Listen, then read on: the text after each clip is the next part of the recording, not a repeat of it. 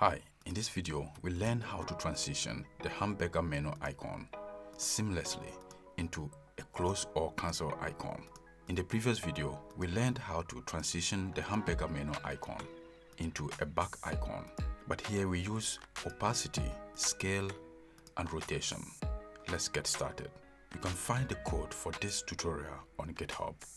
I have created this as a gist, and it has the name Hamburger to close. To create the animation, we will use two states. One will handle the rotation animation, and the other will handle opacity and scale animations. So let's add two states here. The first one is rotating, and the second one is hidden. We want to trigger this animation with a tap gesture. So let's go to the container holding all the rectangles and add the on-tap gesture modifier.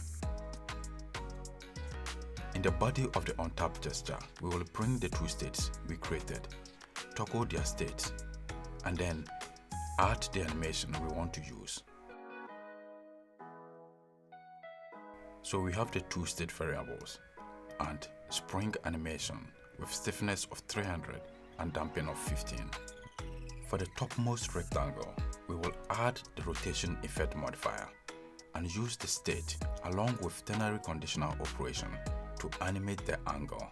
So we evaluate the condition, and when it is true, we rotate the topmost rectangle at an angle of 48, and when it is false, we set it to 0.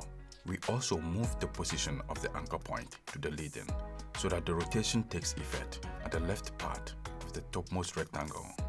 Anytime we tap, we rotate it at an angle of 48, and this takes effect at the leftmost part of the rectangle.